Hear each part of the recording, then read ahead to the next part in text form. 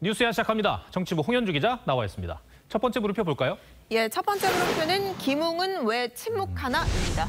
이 정치권의 뜨거운 감자가 됐는데 윤석열 후보의 검찰총장 시절 여권 의원 고발 사주 의혹입니다. 예. 근데 이 의혹에서 김웅 의원이 어떤 역할을 한 거죠? 예, 국민의힘 김웅 의원 이번 의혹에 있어서 가장 핵심적인 인물입니다. 네. 인터넷 언론사 뉴스버스는 검사 출신이자 2019년 4월 당시 야당 공천을 받아 국회의원 후보였던 김 의원이 윤석열 검찰로부터 받은 여권 정치인 고발장을 야당에 전달했다고 보도했습니다. 이 보도에 대해 윤 후보 측과 고발장 작성자로 지목된 손중성 검사는 전혀 사실이 아니라고 부인한 반면 김웅 의원은 보도 내용을 사실상 인정했습니다. 하지만 지난 2일 낸 입장문에서는 정보 제공자 신원 보호를 위해서 전달받은 대화창을 모두 지웠다, 모르겠다는 취지로 말을 바꾼 바 있습니다. 네, 윤석열 후보에게 타격이 클 것이다라는 것을 김웅 의원도 모르지 않았을 텐데 말을 바꾼 거 있잖아요. 그러니까 좀 더 면밀하게 살펴보고 대응을 하지 않았던 점, 이런 점이 잘 이해가 안 가기는 해요. 예. 홍 기자, 혹시 김웅 의원하고 오늘 통화해봤습니까? 네, 오늘 여러 차례 전화를 걸었는데 응답이 없었습니다. 김 의원은 2일 입장문을 마지막으로 이 기자들 연락을 일절 받지 않고 침묵하고 있는 상황입니다. 김 의원 대신 이 의원실 관계자와 통화를 했는데요. 의원님이 총선 이후 휴대폰을 바꿔서 당시 상황 파악에 어려움이 있는 것으로 알고 있다면서 후속 보도가 나오면 그에 대한 새로운 입장을 밝힐 것이다라고만 했습니다.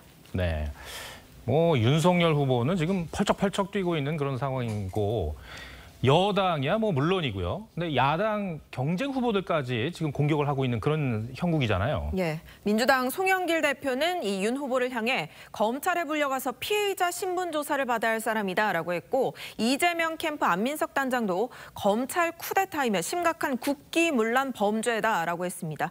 또 야당에서도 홍준표 후보가 대응하는 방식이 딱하다고 했고요.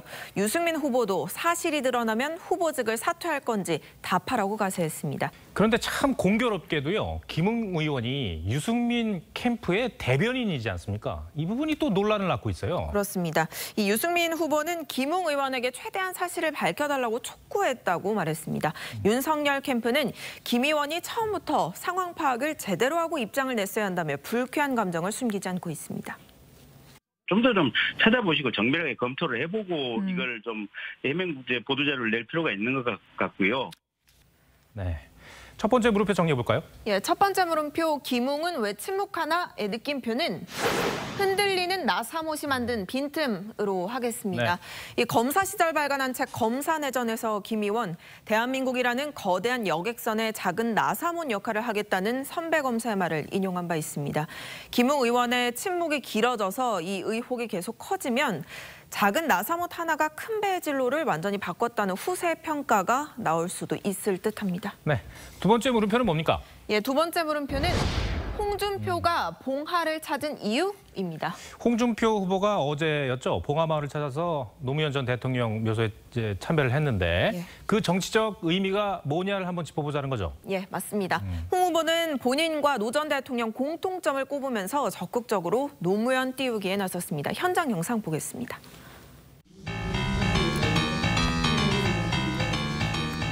역대 대통령 중에서 제일 소탈하셨던 분이 아닌가 그런 생각을 합니다.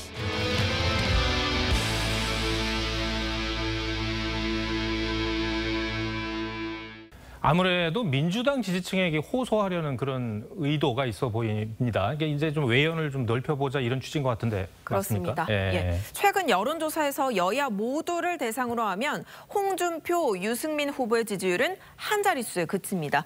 하지만 야권 후보 대상으로 물어보면요, 이 홍, 유 두 후보 두세 배씩 지지율이 뛰는 현상이 나타나죠.